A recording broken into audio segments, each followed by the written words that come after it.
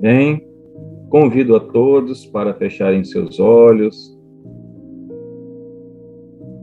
para tomarem uma respiração profunda, acalmarem seus pensamentos, elevarem ao nosso Pai Celestial, que nessa noite nos abençoa, com essa oportunidade de nos reunirmos, mesmo que seja virtualmente, para que possamos aprender um pouco mais sobre esses bravos homens no início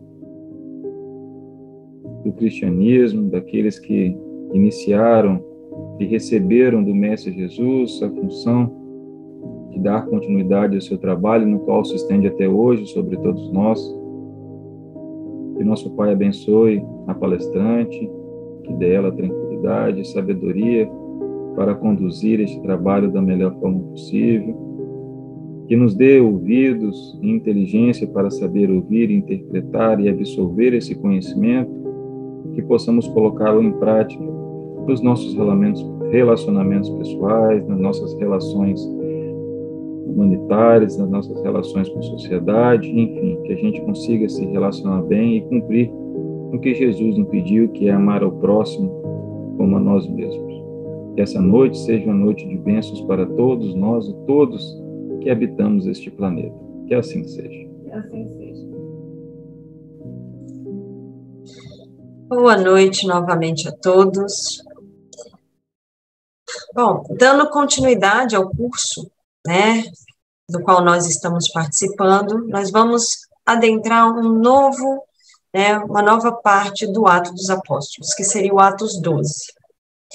Desde o início, quando esse curso iniciou, nós temos conversado sobre os acontecimentos que são descritos no livro do Atos dos Apóstolos, sob a visão espírita, entendendo como o espiritismo explica muitas coisas que aconteceram ali, mas principalmente entendendo que o objetivo maior é que nós consigamos reconhecer nesses ensinamentos, nessas descrições do Ato dos Apóstolos, a cada um de nós. Porque, a gente vai conversar sobre isso hoje, mas Jesus teve os seus apóstolos, teve os seus discípulos e continua tendo esses discípulos, que somos cada um de nós. Então, é interessante, eu espero que vocês consigam, à medida em que nós formos conversando, que vocês consigam se enxergar em cada um dos momentos que a gente está falando sobre o trabalho que os discípulos e também os apóstolos de Jesus praticaram em prol do ensinamento, de levar o ensinamento às pessoas, que nós consigamos nos reconhecer, porque este é o papel que nós estamos fazendo nesse exato momento. Então, enxergar o Ato dos Apóstolos sob uma visão espírita é também nos enxergar no Ato dos Apóstolos. E o Atos 12 em específico, ele começa falando a respeito da perseguição aos cristãos que era praticada por Herodes. E aí, só para deixar claro, eu não vou ler, tá? Se vocês quiserem conferir, lá na Bíblia, o Atos, eu não vou ler, literalmente, eu vou comentando, acho que fica mais leve. Como começa falando de Herodes, é interessante a gente fazer uma observação. Este Herodes não é o Herodes descrito no nascimento de Jesus. Porque o nome pode trazer essa confusão. Assim como aconteceu durante muitos anos em várias civilizações, os reis muitas vezes usavam o mesmo nome. Reis diferentes usando o mesmo nome. Então, o nome acabava sendo um título. Este Herodes, que é descrito no Atos 12, é o neto do Herodes, que teria, então, mandado matar as crianças quando Jesus nasceu. E este Herodes, que seria o Herodes de Agripa I, ele, então, começa essa perseguição aos cristãos.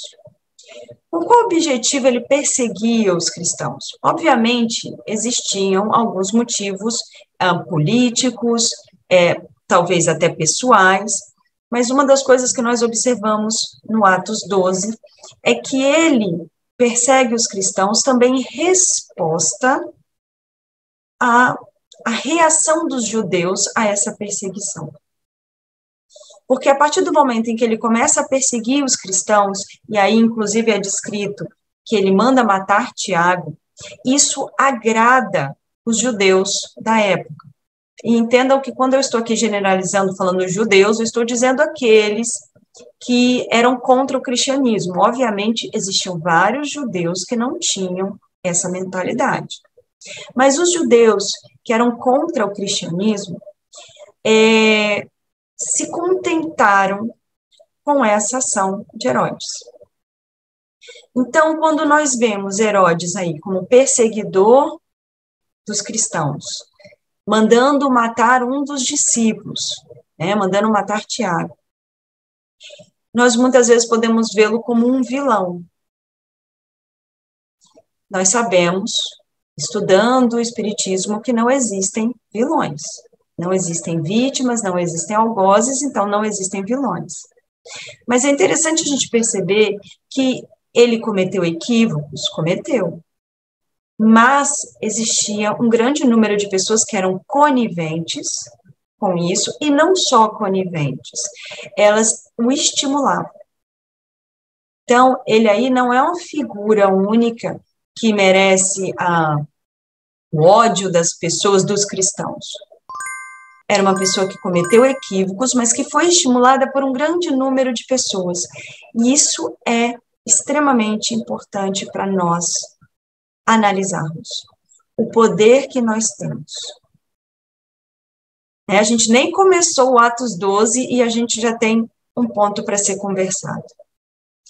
Muitas vezes nós não agimos efetivamente, Eu não vou lá e faço a ação, mas eu estimulo o meu irmão a fazer. A minha responsabilidade também existe naquela ação. Cada um de nós é responsável pelo que faz, e quando nós dizemos que nós somos responsáveis pelo que fazemos, nós somos responsáveis também por aquilo que estimulamos os nossos irmãos a fazer.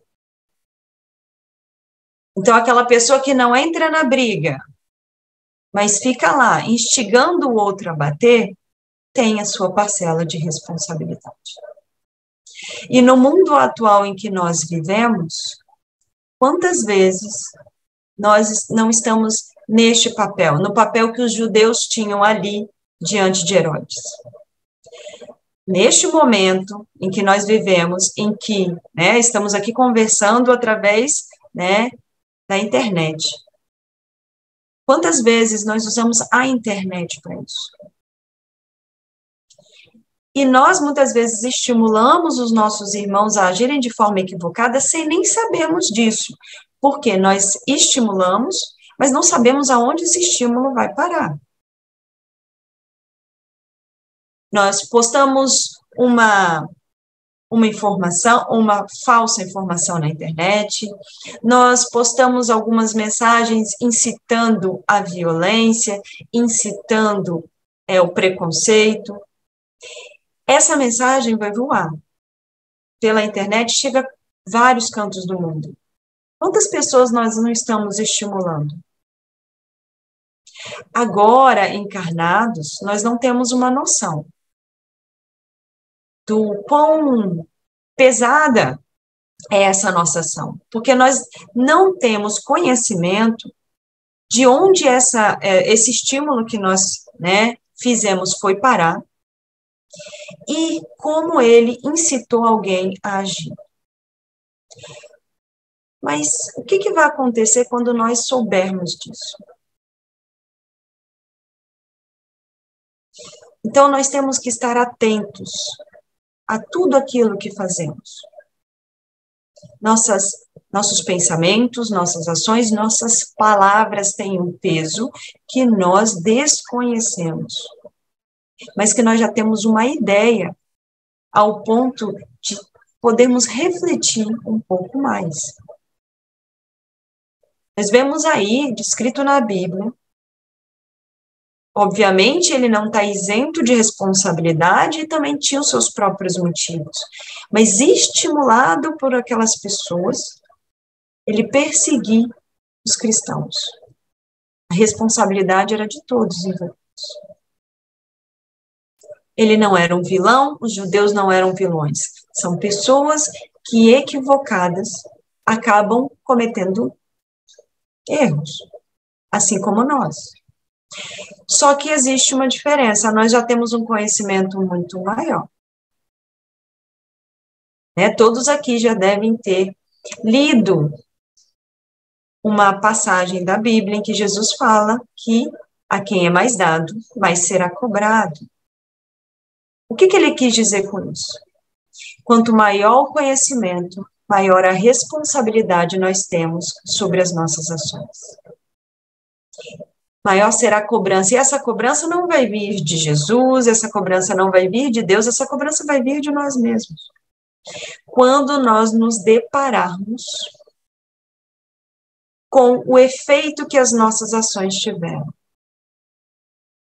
Quando nós soubermos onde aqueles estímulos à violência, estímulos à agressão, estímulos ao preconceito que nós jogamos na internet, que nós falamos em roda de amigo, onde isso foi parar e o que isso desencadeou.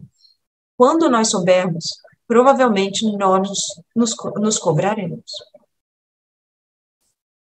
Então, é o ponto de nós avaliarmos quem nós queremos ser nessa história. Herodes, os judeus que eram contra os cristãos e que queriam a morte dos cristãos, ou o papel de discípulos. Herodes, incitado pelos judeus, ele não fica só em matar Tiago, ele decide seguir além. E seguir além seria fazer o quê? Matar o líder dos cristãos. Na visão, deles naquele momento, o líder era Pedro. Pedro tinha essa posição de liderança. Apesar de nós vermos um grande papel exercido por Paulo, na transmissão dos ensinamentos, na criação do cristianismo, a divulgação do cristianismo, Pedro tinha essa posição de liderança. Era visto como um líder, até por ter vivido ao lado de Jesus, ao contrário de Paulo. Então, o que acontece? Herodes, incitado por essas pessoas, decide, então, cortar o mal pela raiz, vamos colocar dessa forma, que seria, então, o líder, Pedro. Então, ele manda prender Pedro. Só que ele não mata Pedro. Por quê? Porque não era esse o objetivo dele? Não. Porque ele prende e decide que vai apresentar Pedro aos judeus após a Páscoa.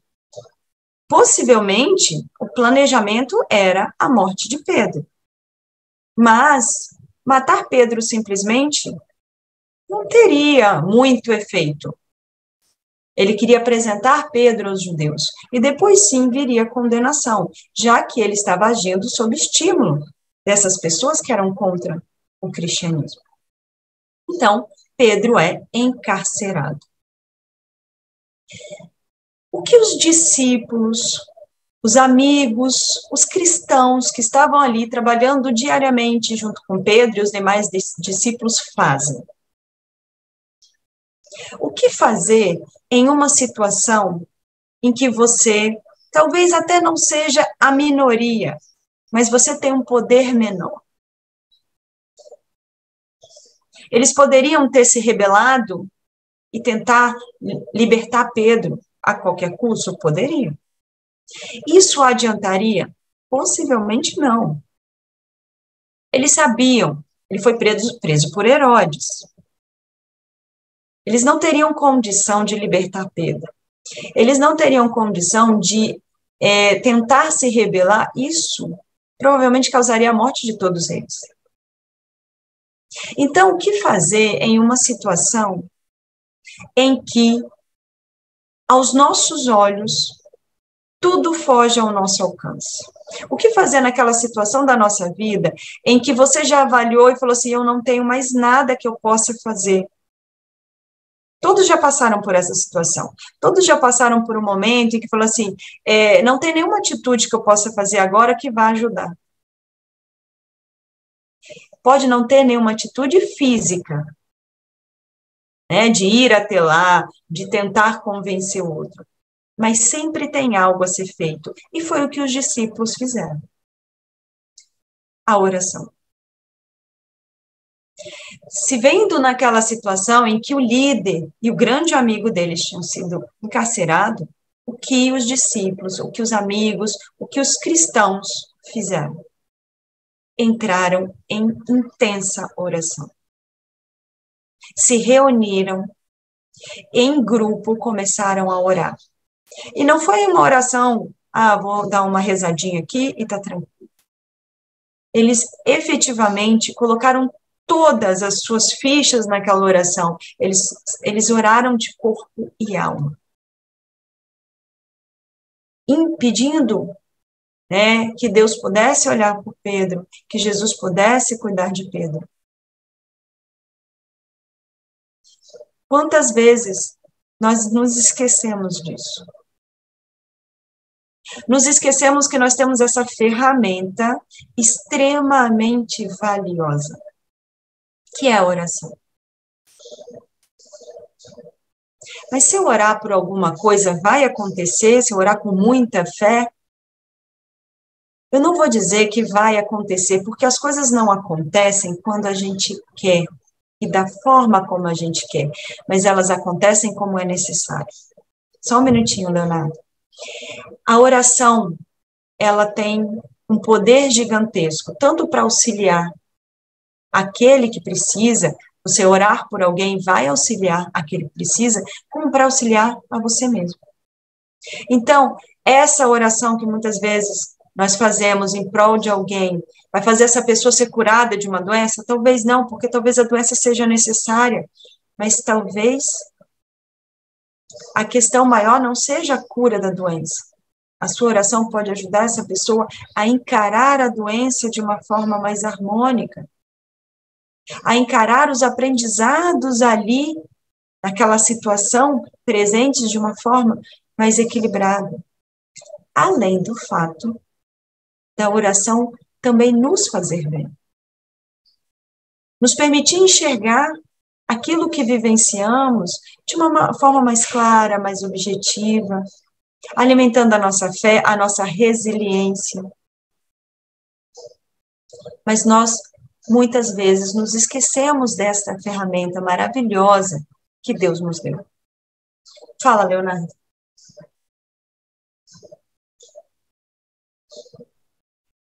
Aproveitando aí, temos uma pergunta sobre oração, né?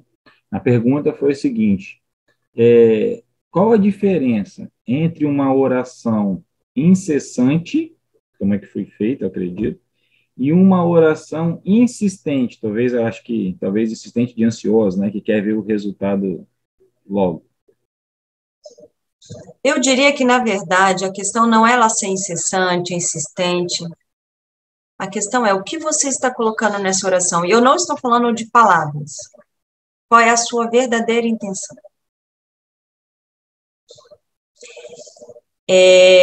Muitas vezes você faz uma oração de 5 minutos, mas de corpo e alma. Com toda a sua positividade, com todo o seu coração, se entregando efetivamente ao Pai. E você pode fazer uma oração de 2 horas totalmente superficial.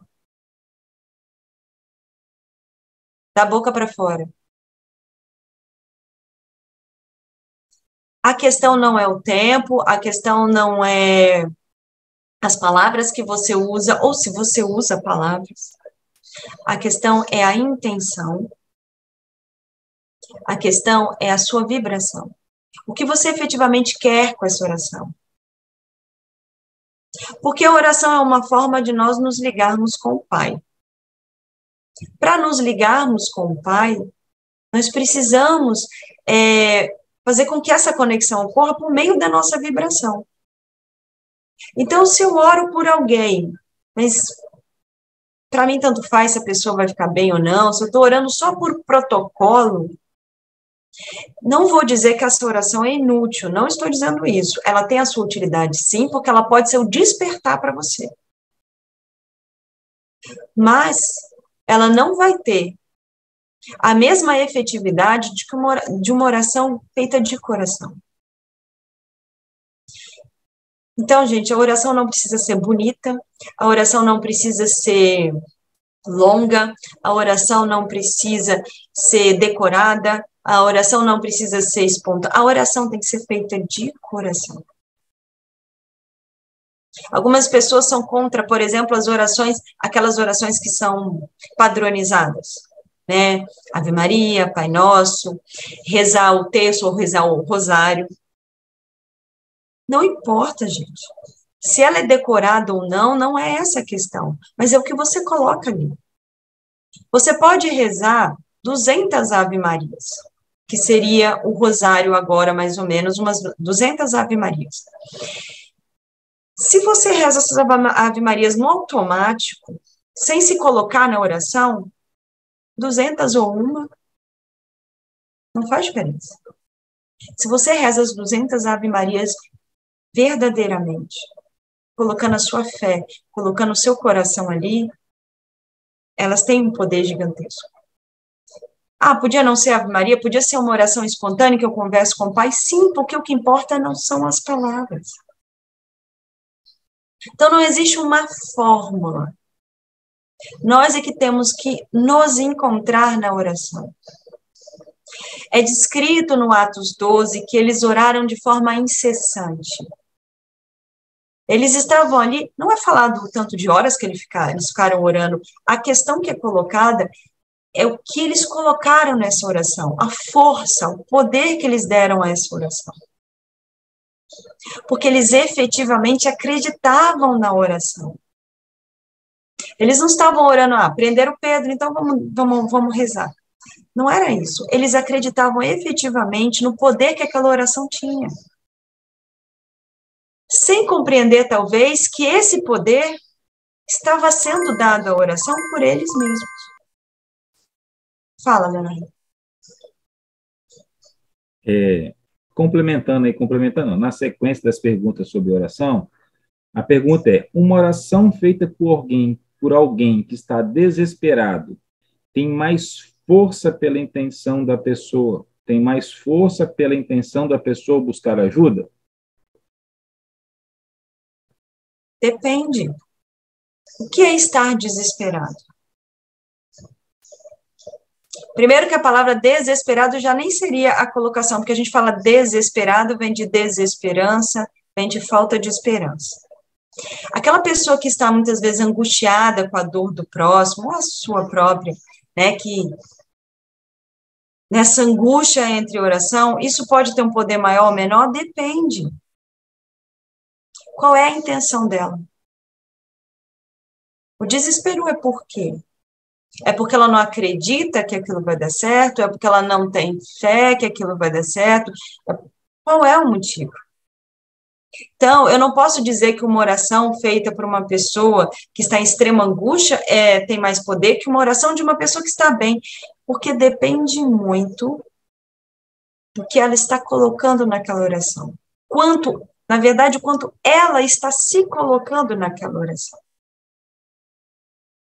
Então, não vamos comparar. A oração assim é melhor que a oração assada, a oração do Leonardo é melhor que a minha oração. Façam o seu melhor.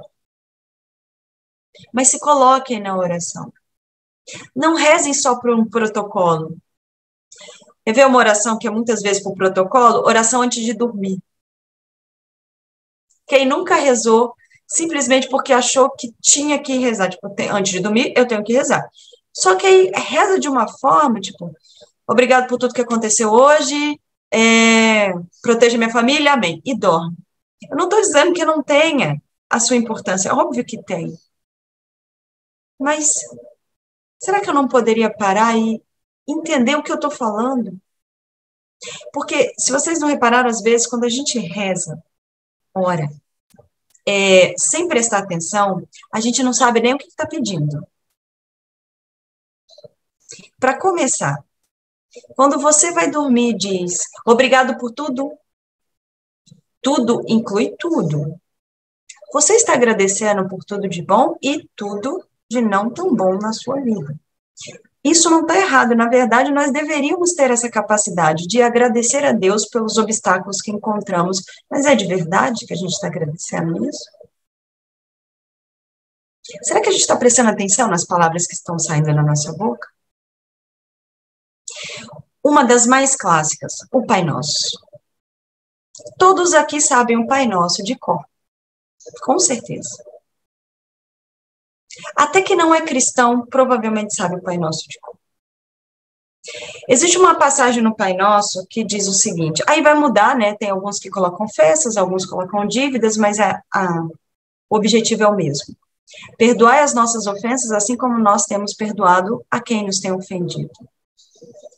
Algum de vocês já prestou atenção no que quer dizer essa frase? Deus, perdoai as minhas ofensas, assim como eu tenho perdoado aqueles que têm me ofendido. Eu estou autorizando Deus a me perdoar na mesma medida que eu perdoo o próximo. Já repararam nisso? É óbvio, gente, que isso não vai fazer diferença na forma como Deus te enxerga, até porque Deus não precisa nem te perdoar. Né? Deus não precisa nos perdoar porque Ele conhece o nosso tamanho. Ele sabe exatamente o que esperar de nós. No entanto, essa frase do Pai Nosso, ela é maravilhosa porque nós estamos dizendo a Deus que merecemos o perdão do tamanho do perdão que nós oferecemos ao próximo. Então, será que isso é verdade no coração de cada um? Você quer ser perdoado do mesmo jeitinho que você perdoa o próximo? Não estou dizendo para vocês pararem de fazer o Pai Nosso, não. Estou dizendo que nós temos que refletir sobre o que nós estamos falando. O peso das nossas palavras. Assim como eu comentei no início, né, do peso das palavras quando você estimula o próximo a ser preconceituoso, a ser violento. Às vezes a gente fala sem perceber, mas o que a gente fala tem um poder. E, no caso da oração, às vezes a gente deixa de usar o poder que essa palavra tem. Mas aqueles irmãos que estavam orando por Pedro sabiam desse peso. E se colocaram em oração. Mas Pedro estava encarcerado, preso. E durante este momento em que ele está preso, ele é visitado por um anjo. É descrito que um anjo aparece para Pedro dentro da prisão. Nós já vimos que anjos são descritos em várias passagens da Bíblia. E nós, estudando o Espiritismo, estudando o Livro dos Espíritos, nós sabemos que anjos nada mais são do que irmãos espirituais de grande evolução moral. Irmãos de luz, que já alcançaram um nível de evolução moral muito maior do que o nosso, ao ponto de nós os enxergarmos como anjos. Ao ponto de nós vermos esses irmãos como trabalhadores, né, que atendem diretamente a Deus, porque eles realmente são irmãos extremamente evoluídos. E então este irmão espiritual, de grande cabedal moral, de grande evolução moral, ele aparece para Pedro dentro da prisão. O fato disso acontecer é o que nós conhecemos no Espiritismo como materialização. Ele se materializa para Pedro. Por quê? Ele não precisava aparecer para Pedro, assim como ele não precisa aparecer para nenhum de nós, porque estes irmãos já estão aqui. Esses irmãos estão constantemente nos auxiliando no orbe terrestre. Esses irmãos de luz, muitos deles, estão no auxílio aos encarnados e aos desencarnados que vivem aqui no planeta Terra. Só que nós não os enxergamos, porque eles são irmãos espirituais. E os desencarnados que ainda se veem muito materializados, porque ainda não conseguiram trabalhar as suas desvirtudes, não conseguem enxergar esses irmãos devido à diferença de vibração que eles têm. Então, para que eles possam ser vistos efetivamente por nós, eles precisam fazer um trabalho chamado de materialização, em que ele densifica a sua matéria ao ponto de poder ser visto por um desencarnado que ainda se vê preso às questões materiais, ou ao ponto de ser visto por um encarnado. E nós vemos que isso já aconteceu várias vezes durante a história. Tem várias descrições na própria Bíblia, tem descrições em outros textos sagrados. O Islã, por exemplo, que é uma religião que foi trazida por Maomé, a mensagem foi trazida a Maomé por anjo Gabriel. Um outro caso de materialização. Por que isso aparece várias vezes em textos antigos e hoje parece que isso não é tão comum? Não estou dizendo que não aconteça. A materialização de irmãos desencarnados acontece ainda hoje, mas é cada vez mais rara. Por quê? Porque não é necessário.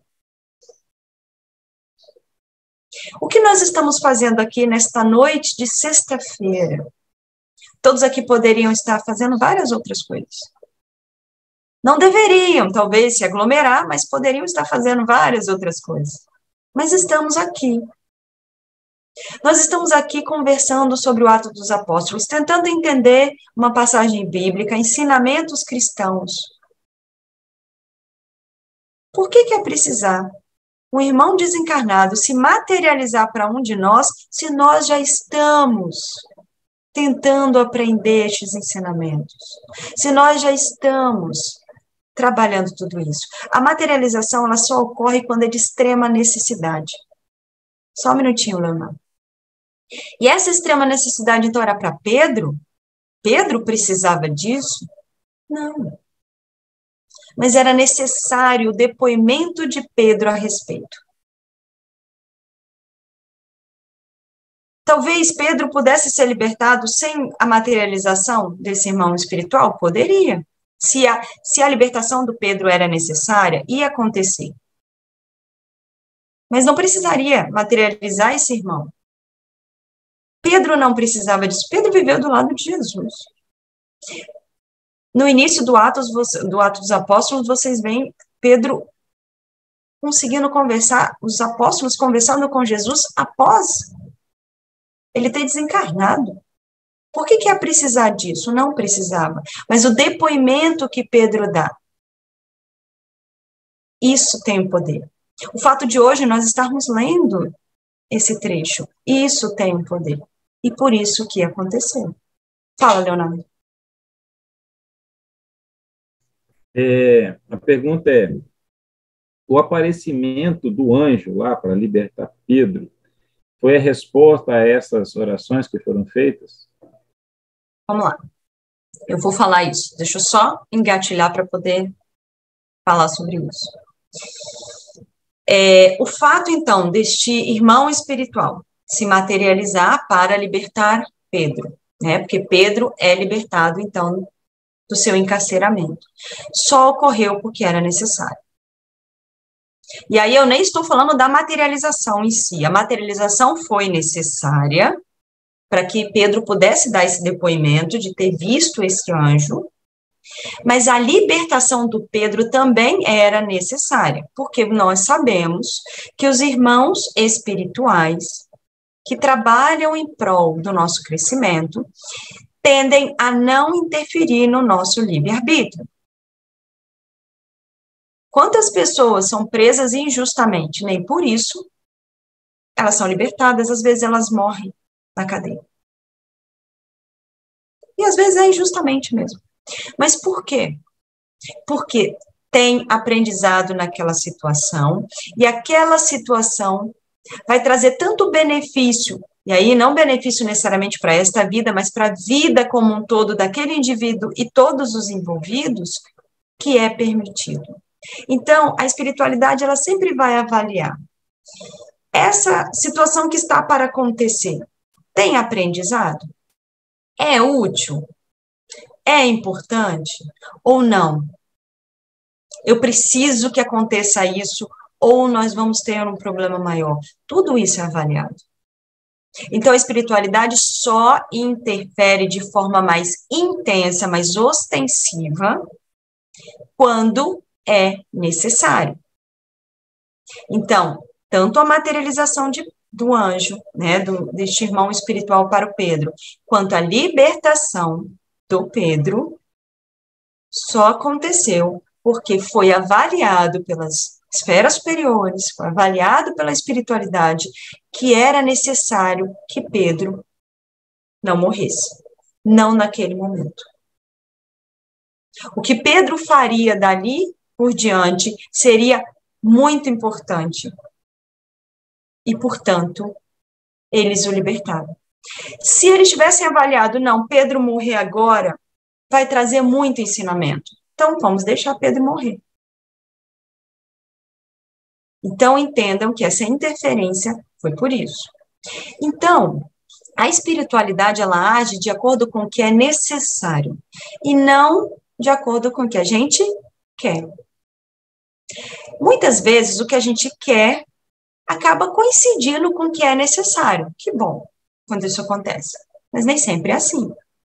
Então, respondendo à pergunta, foi por causa das orações que este irmão libertou Pedro? Não. Se esses irmãos não tivessem orado, todo mundo tivesse virado as costas para o Pedro, eu não vou dizer que Pedro teria se libertado, porque aí tudo depende quem sou eu para entender o que a espiritualidade analisou naquele momento. Mas levando em consideração tudo o que aconteceu depois dessa libertação de Pedro, provavelmente ele seria libertado de qualquer forma.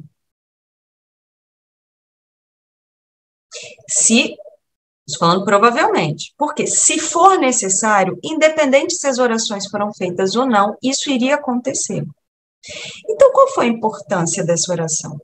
Primeira importância, para aqueles que estavam orando.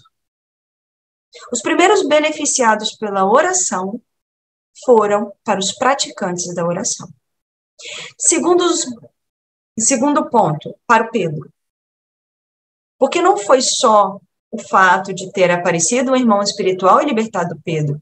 Pedro também, na prisão, estava recebendo toda aquela energia para lidar de forma resiliente com aquela situação, para ficar em harmonia com aquela situação. Talvez ele nem daria atenção para este irmão espiritual que apareceu para ele, talvez ele não daria atenção, não teria seguido este irmão espiritual rumo à sua liberdade se ele não estivesse em harmonia, se ele não estivesse em equilíbrio, as orações contribuíram. E um terceiro ponto, só um minutinho, Ana. Para que ocorra a materialização, os irmãos espirituais precisam de fluidos um pouco mais densos.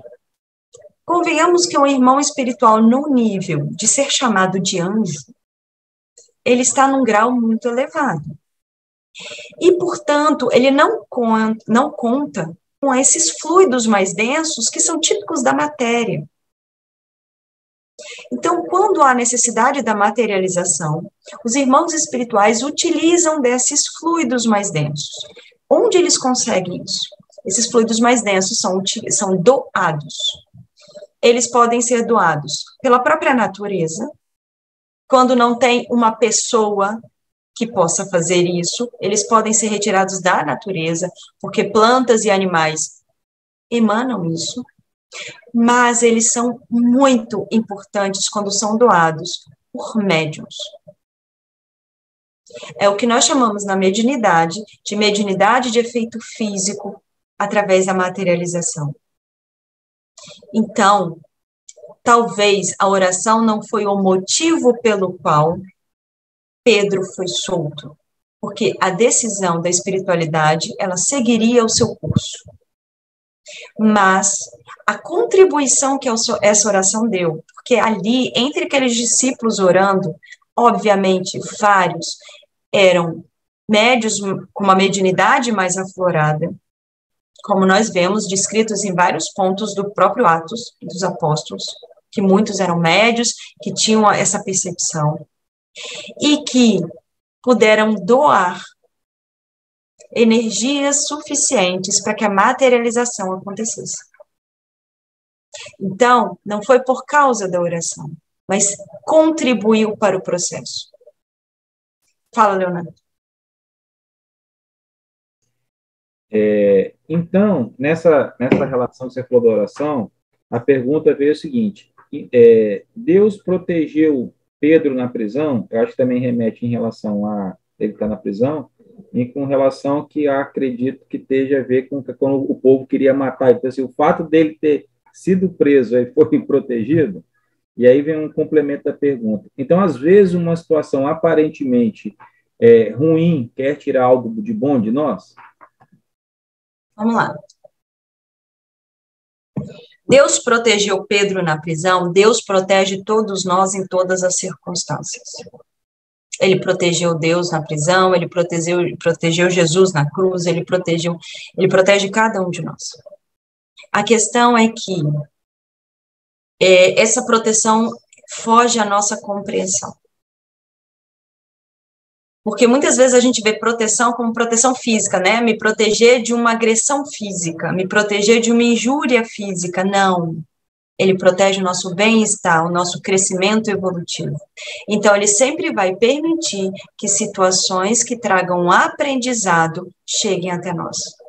Mesmo que essa situação seja uma doença, mesmo que essa situação seja um desencarne. Então, se Pedro não tivesse sido libertado, se Pedro tivesse sido morto, ele ainda continuaria sendo protegido por Deus. Porque o que Deus estava protegendo ali não era o bem-estar físico de Pedro, e sim o seu bem-estar espiritual. E sim o bem-estar espiritual de todos os cristãos, que angariaram muito conhecimento e puderam caminhar muito com o que o Pedro trouxe depois. Então, é uma proteção que nós temos o tempo todo. E aí eu esqueci a segunda parte da pergunta. Repete para mim. Se neste caso, né, às vezes uma situação aparentemente ruim, no caso ligado à prisão de Pedro, quer tirar algo de bom de nós. Todos já ouvimos a frase que não cai uma folha sequer sem a permissão de Deus. E nós também sempre ouvimos e falamos que Deus é justo e bom.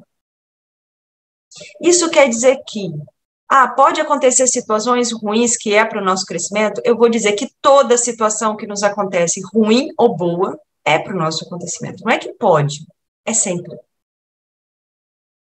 É sempre. Porque se não fosse para o nosso aprendizado, não fosse para o nosso crescimento, não teria acontecido. Porque Deus não teria permitido. Se ele permitiu e ele tem este poder, não cai uma folha sequer sem a permissão de Deus, se ele tem esse poder e ele permitiu, sendo justo e bom, e priorizando o nosso crescimento espiritual, é porque tinha aprendizado. Então, em todas as situações que nós vivenciamos, agradáveis e desagradáveis, existe crescimento para todos os envolvidos. Nós temos, isso é uma coisa que é difícil para nós, porque nós, como estamos na matéria, nós ficamos presos ao que é material. Né? A gente não quer se machucar, a gente não quer ficar doente, a gente não quer se ferir. Então, a gente acha que ser curado de uma doença é porque eu fui protegido por Deus.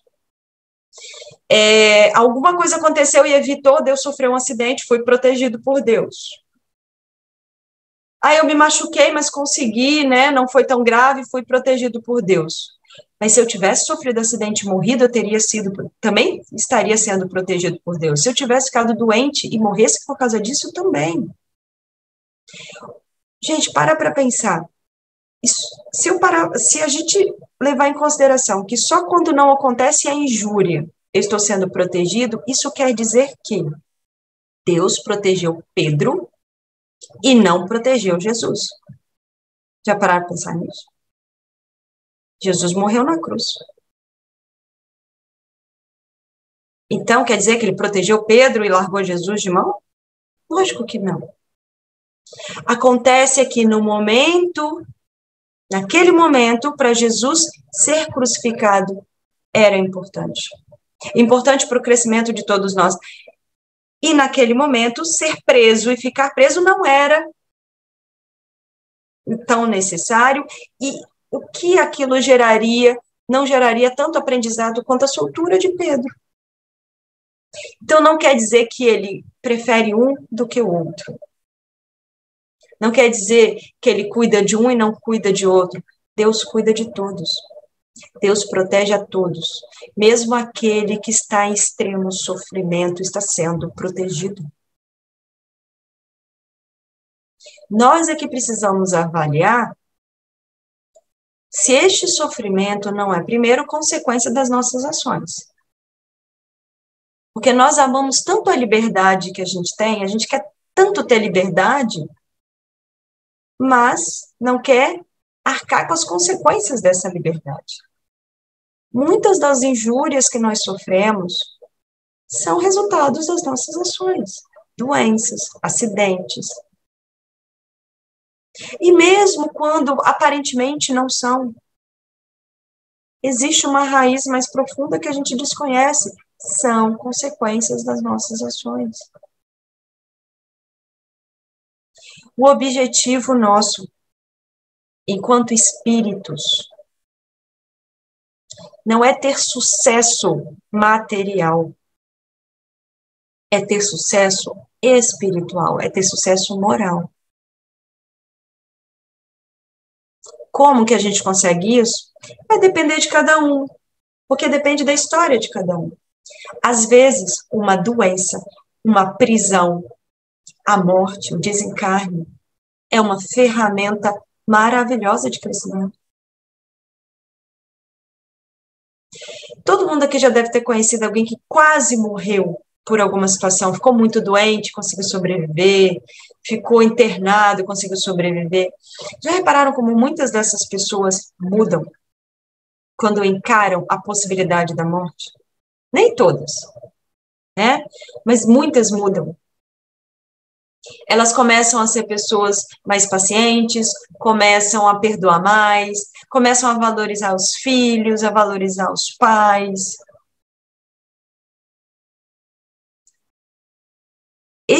Essas situações têm um grande aprendizado, o desencarne também. Então, às vezes, só você chegar próximo da morte é o suficiente para que você repense a sua vida. Às vezes, o desencarne é a melhor forma.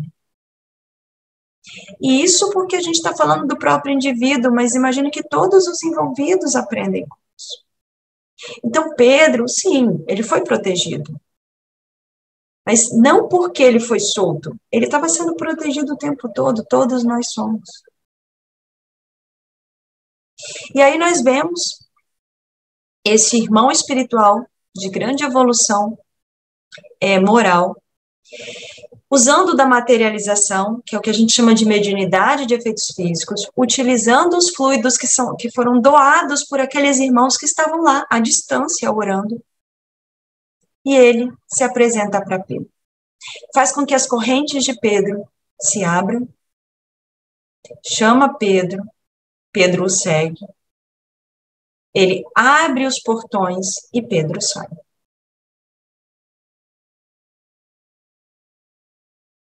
É importante a gente entender que tudo isso aconteceu porque era necessário, com a ajuda daqueles que estavam orando à distância. Eles não sabiam.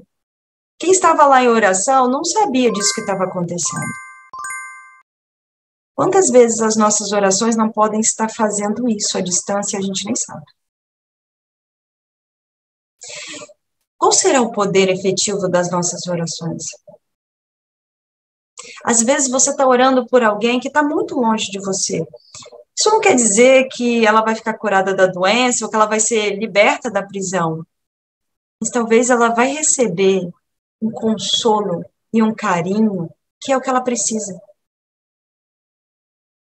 Nós não temos noção deste poder. Eles não tinham, eles estavam orando porque eles acreditavam na oração, mas eles não sabiam que aquilo ia acontecer. Então, que nós possamos entender isso e colocar isso no nosso dia a dia. Fala, Leonardo. A pergunta é: o que fundamentou, então, a libertação de Pedro? Eu não entendi o que a pessoa quis dizer com fundamentou. Bem, hoje acho que eu vou ter que perguntar, né? Me dá um tempinho aí. Tá. Formula a pergunta, porque o que fundamentou é o que gerou, o que... Eu estou pensando assim, né? Pedro foi solto, né? A gente estava falando de oração, de fé, então, assim, talvez de fundamental, eu vou pensar de base, né? De crença, assim, o que levou Pedro a ser solto, talvez? Né? Vamos lá. Primeiro, é um conjunto de fatores. Primeiro, o comprometimento de Pedro. Se Pedro não estivesse comprometido com a sua missão, de levar o auxílio, de levar os ensinamentos, se ele não tivesse comprometido, ele não teria nem sido preso, para começar. Mas este comprometimento foi importante. Porque para a espiritualidade avaliar que a soltura dele era importante ao ponto de executar uma mediunidade de efeito físico, materializar um irmão desencarnado, quebrar correntes, abrir portões. Isso é um gasto de energia enorme, que só foi feito porque era muito importante. Então, Pedro tinha um grande comprometimento. Foi avaliado que as ações que ele faria dali por diante seriam muito importantes. Então estava predestinado? Não, Pedro podia ter saído da prisão e simplesmente falado assim, desisti, já que eu fui preso, não quero mais. Ele tinha essa liberdade. Mas esse comprometimento dele era visível, até por tudo que ele tinha vivido até então. Então, acreditando nesse compromisso que ele havia assinado, a espiritualidade avaliou que seria importante para tudo o que aconteceria depois. E quando eu falo tudo, gente, é tudo, inclusive nós aqui. Vamos lá, parem para pensar. Se Pedro não tivesse sido solto, muito do que a gente está conversando aqui agora, muito do que a gente conhece como cristianismo seria diferente. O cristianismo não existiria? Existiria. Houveram outros apóstolos. Houveram outros discípulos. Mas o papel de Pedro teve uma grande importância. Outro viria no lugar dele? Possivelmente. Mas ele tinha este comprometimento. E a espiritualidade apostou nisso. É importante que nós percebamos isso, porque qual é o nosso comprometimento? Para com a nossa evolução e para com a evolução dos nossos irmãos. Porque Pedro colocou a própria vida em risco para levar a palavra de Cristo. Então, isso foi um fundamento. O fundamento de que a soltura dele seria importante não só para ele, mas para todos os envolvidos. Isso não só daquela geração, mas de gerações seguintes. Então, as atitudes que a espiritualidade toma são muito bem pensadas. Quando o irmão espiritual toma uma decisão dessa, trabalha fazendo esse tipo de interferência, não é uma decisão arbitrária. É por isso que raramente acontece uma interferência mais efetiva, mais ostensiva. Por quê? Primeiro, irmãos espirituais, os mentores de vocês, os socorristas, independente da posição em que ele está, esses trabalhadores espirituais, eles não agem sozinhos. E eles respondem a irmãos mais esclarecidos. Então, eles têm autorização para poder executar uma ação.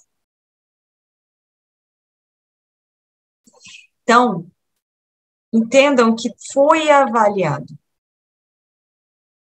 Então, com base em tudo que foi avaliado, percebeu-se. Então, vamos soltá-lo. E é interessante, quantas vezes a gente olha para o que acontece na nossa vida e acha que é fatalidade, nós achamos que estamos sendo perseguidos. Tem todo uma equipe espiritual avaliando muito tudo que nos acontece. E se acontece algo de desagradável na nossa vida, foi avaliado. Foi avaliado, primeira coisa, o livre-arbítrio nosso. Segunda coisa, o quanto aquilo ia trazer de ensinamento. Então, que nós possamos parar de nos revoltar. E sim aprender com aquilo que nos acontece. Fala, Leonardo. Aí a pessoa mandou assim, né? Então quer dizer que a porta que o homem não pode abrir, Deus abre. Aí citou. Pois todo o que pede, recebe, o que busca, encontra, e a quem bate, abrir-se-lhe-á. Está em Mateus 7, 8. Só que nós precisamos, nessa passagem, entender tudo que nós pedimos, nós recebemos. Não necessariamente do jeito que a gente quer, como a gente quer e quando a gente quer. Nós recebemos o que é necessário, quando é necessário e como é necessário. Porque se a gente for usar essa frase, pedis e obterei, sempre que eu pedir, com fé eu vou obter. Então, a pessoa orou pela cura da mãe que estava doente e a mãe morreu. Então, quer dizer que a pessoa não tinha fé? É cruel dizer isso. Não é questão de fé aí. É muitas vezes uma questão de que a morte, o desencarne daquela pessoa seria mais importante, traria mais aprendizado do que ela sobreviver. A libertação dela, porque o desencarne é uma libertação da prisão material. Então, a fé é importante, mas nós precisamos entender, primeiro, o que pedir. Nós sabemos o que nós estamos pedindo nas nossas orações? Nós estamos pedindo aquilo que a gente quer ter ou aquilo que a gente precisa ter? É difícil saber a diferença. Autoconhecimento. Para eu saber o que eu preciso me conhecer. Então, me encarar e entender o que eu preciso para crescer. Olhar as minhas desvirtudes sem vergonha, sem culpa, dizer o que eu preciso para melhorar nisso. Entender que eu vou receber sim, da forma necessária e no momento necessário. E aí agora eu vou pegar no calcanhar de Aquiles de todo mundo, porque várias palestras é falado isso. Quem nunca pediu paciência? Deus me dê paciência. Não é? Deus dá paciência para alguém? Não. Como é que Deus vai dar uma coisa que é uma construção sua? A paciência a gente constrói. Então quer dizer que eu estou pedindo e não vou receber? Vai receber. Vai receber ferramentas para construir a paciência. Quais são as ferramentas para construir a paciência? Situações que testem a minha paciência. Então, cuidado, vocês estão pedindo paciência e Deus vai te dar obstáculos para testar a sua paciência, para te fazer enxergar a sua impaciência, para fazer com que você se flagre na impaciência, respire fundo, conte até 10, fala, não vou estourar.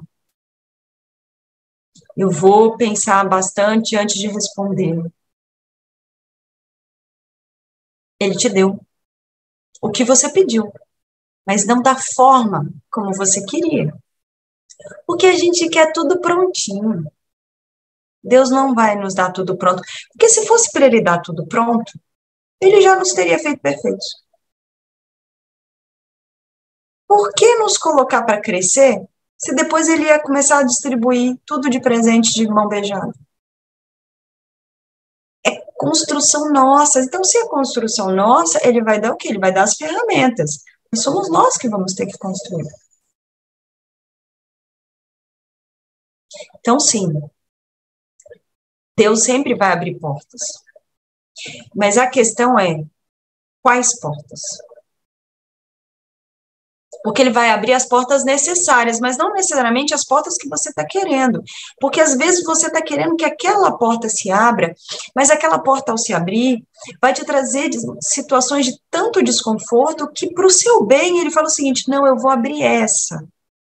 Caminha por aqui, quando você estiver pronto, essa aqui se abre. Só que para que a gente possa ter esse discernimento para entender isso, a gente precisa trabalhar a nossa visão de quem nós somos, do que precisamos. Por quê? Porque como nós somos imediatistas, nós queremos agora. Não, eu quero paciência. Eu quero acordar amanhã e ser uma pessoa paciente. Não vai acontecer. É um caminho que tem que ser galgado. E se eu não começar a ter essa noção clara de que nem tudo que eu quero é o que eu preciso e que Deus sempre vai me dar o que eu preciso, eu vou fechar os meus olhos para os presentes que eu estou recebendo. Aí Deus vai abrir a porta, só que eu vou estar virada para cá, porque eu quero que essa abra. Aí Deus abre uma aqui atrás, e eu de costa para ela, não vejo. É isso que acontece. Quem aqui já não passou por um dia atribulado em que tudo parece que está dando errado? Você já acorda caindo da cama, né? Tudo parece dar errado. Você vai fazer o café, derruba a água. Cai café na roupa, chega atrasada no trabalho. Então, o que que acontece? Se você não estiver atento, você vai achar que simplesmente existe um complô, né? Para que a sua vida seja ruim. Se você estiver atento, você vai ver que são portas se abrindo para testar a sua paciência, para testar o seu amor ao próximo, para testar o seu respeito, para testar a sua tolerância. São portas. Cada pedra que você encontra no seu caminho é uma porta que está se abrindo. Só que se você não olha dessa forma, se você enxerga tudo como obstáculo, infelizmente, eu não vou dizer que a gente não vai crescer, que a gente não aprende. A gente aprende, mas não tanto quanto poderia. Sabe o que é pior? Vou contar um segredo para vocês. Muitas dessas pedras, de verdade, foi a gente que pediu.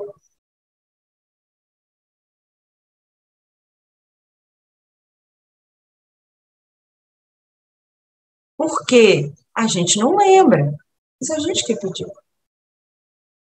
E não adianta usar a frase: se eu não lembro, eu não fiz. Não adianta. Eu já estou vendo aí na mente de vocês aí: se eu não lembro, eu não fiz. Nós pedimos. O que vocês acham? Vocês não lembram do planejamento reencarnatório de vocês, ok. Mas o que vocês acham? Qual era o objetivo de vocês ao reencarnar?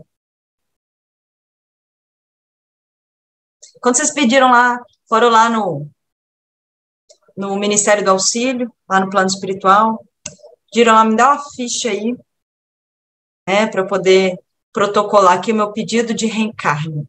Qual era o objetivo de vocês? Ah, quero voltar para a Terra porque lá é legal, tem praia, eu gosto de lá. Se fosse, você não teria vindo, porque a espiritualidade não ia te mandar para cá se o seu objetivo fosse só tirar férias. Não ia. Você tinha o objetivo de quê? De passar por situações que te colocasse à prova tudo que você aprendeu na teoria.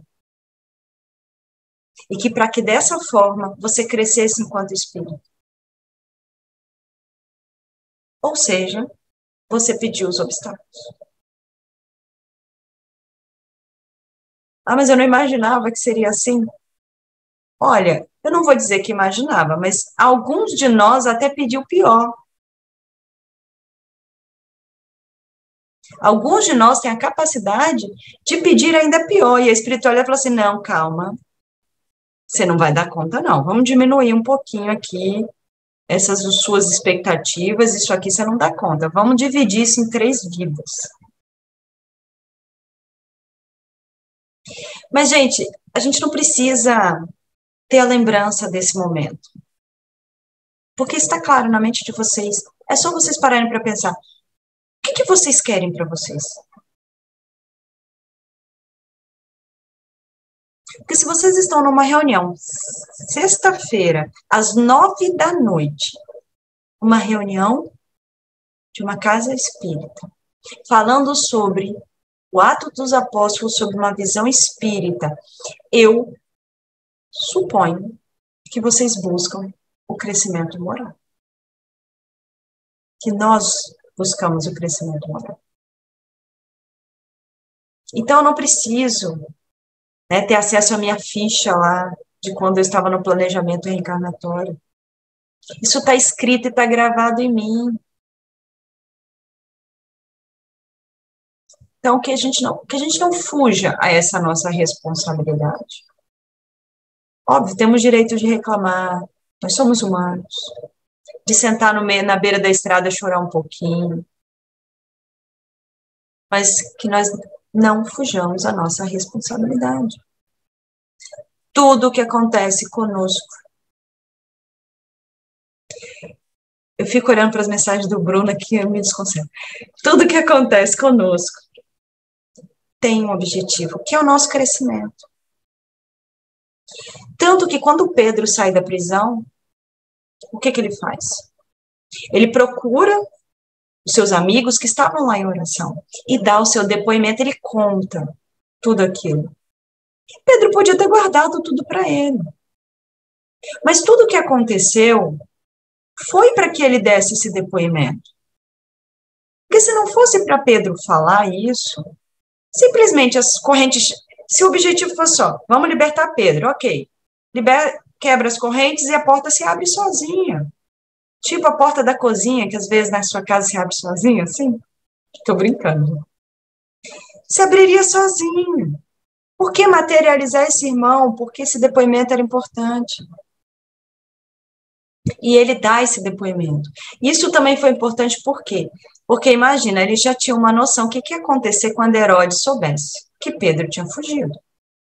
Então, a partir do momento em que ele encontra esses irmãos e dá esse depoimento, todos, então, buscam refúgio, porque ele sabia, né, que Herodes ia querer uma retaliação, ia procurar não só o Pedro, como os demais cristãos. Então, eles conseguem, então, se refugiar, se protegendo de uma nova investida de Herodes. E é interessante que ainda no Atos 12, é falado a questão de quando Herodes descobre que Pedro fugiu, foi libertado, e ele, né, como era de se esperar, pune os soldados que eram responsáveis pela guarda. Tem um trecho no final do Atos 12 que é muito interessante, que é a descrição da morte de Herodes. E é interessante que a gente entenda isso. Que quando é descrita a morte de Herodes, é descrito como um anjo o feriu. E aí, é importante que nós compreendamos o que isso quer dizer. Quando é colocado um anjo o feriu, quer dizer que, então, foi aquele irmão desencarnado que foi lá e matou Herodes? Não. Isso quer dizer apenas que aquele era o momento de Herodes desencarnar. Como resultado de toda a sua vivência, era o planejamento ele viver até aquele momento? Não sei. Talvez sim, talvez não. Talvez o planejamento é que ele viveria mais? Pode ser. Mas em virtude de tudo o que aconteceu durante a sua vida, o seu desencarne se efetivou naquele momento, E não foi um anjo que matou Herodes. Um anjo estava ali, se nós entendemos os anjos como irmãos desencarnados, de extremo conhecimento evolutivo, lógico que estava ali. Como vai estar no desencarne de todos nós? Quem são os trabalhadores espirituais que trabalham no nosso desencarne? Quem está lá do nosso lado? Quem vai estar do nosso lado quando a gente desencarnar? Nossos mentores, a equipe de desenlace, são irmãos espirituais, com grande conhecimento. E, de certa forma, são anjos. É óbvio, né? Muitas vezes a gente tem essa imagem, o anjo da morte, né? Aquele que está lá no momento que vai fazer com que a pessoa morra. Mas a gente tem essa visão pesada deste irmão, por quê? Porque a gente vê a morte ainda com muito peso. Porque se nós pensarmos que a vida material é transitória e que a vida eterna, verdadeira, é a espiritual, esse irmão não é o anjo da morte, é o anjo da vida. Este irmão está fazendo o mesmo papel que aquele irmão fez com Pedro. O que aquele irmão que se materializou na prisão fez com Pedro? Libertou Pedro da prisão. O que acontece quando nós desencarnamos? Nos libertamos de uma prisão, que é o corpo material.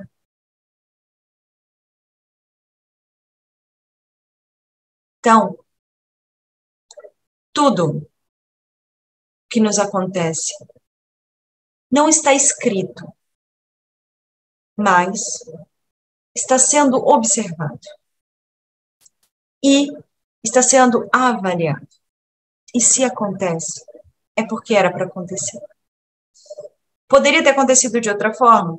Com certeza. Mas aconteceu assim, tem utilidade assim, então assim vai ficar. Que nós possamos usar todo esse conhecimento para pararmos de alimentar o desespero, pararmos de alimentar a raiva, a angústia. Não estou dizendo que nós temos que nos acomodar com os obstáculos que nós encontramos. Estou dizendo que nós temos que olhar estes obstáculos com outros olhos. Com os olhos do Pedro, com os olhos dos discípulos, que se colocaram em oração e não desistiram. Quando vocês forem dormir hoje, pensem nisso na hora que forem orar. O poder da sua oração. E lembre-se, pedis e obtereis. Mas você vai obter o que é importante para você. Tudo bem? Leonardo, alguma pergunta, alguma observação? Meu apoio ficou quietinho hoje, não falou nada. Tudo certinho? Posso? Mais perguntas. Posso encerrar? Quero agradecer a todos vocês por terem participado, as perguntas foram muito importantes, as carinhas de vocês foram muito importantes para mim. A cada vez que nós nos encontramos e temos a possibilidade de aprender dessa forma, em conjunto, a gente cresce junto. Então, sempre abram as mentes de vocês para receber o conhecimento e nunca deixem de abrir a boca de vocês para transmitir o conhecimento. Tudo bem? Já que meu apoio ficou quietinho hoje, eu vou pedir a oração final. Mestre Jesus, agradecemos esse momento de aprendizado. Agradecemos por mais uma vez percebermos que o Pai maravilhoso sempre está a nos olhar, a nos cuidar e a nos perdoar, a nos compreender e nos aceitar assim como somos, com as nossas virtudes e com as nossas não virtudes. Obrigado, Mestre, por iluminar o palestrante. Obrigado, Mestre, por estar presente em cada lar aqui, que essa telinha esteja aberta. Obrigado, Mestre, por nos reunir neste dia. Que cada um receba do plano espiritual aquilo que precise neste momento e que de seu merecimento, de acordo com o que aprendemos na palestra. Mestre, obrigado por fazer parte das nossas vidas, da nossa existência, hoje e sempre. Que assim seja.